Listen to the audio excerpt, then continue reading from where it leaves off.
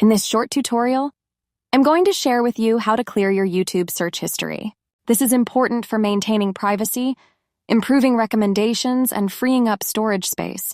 You want to head to the Gmail account that's linked to your YouTube account. Tap right here and head to Settings.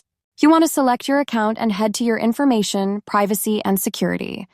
Now slide to Data and Privacy. Navigate to History Settings. You will see YouTube History. Head to it. You want to scroll down to the subsection of YouTube History. Make sure it's only marked on Include Your Searchers on YouTube. Now once done, head to Manage History. All your YouTube searches will show up here. Tap on Delete and select a specific timestamp. Confirm by clicking on Delete. Your search history on YouTube will get deleted successfully.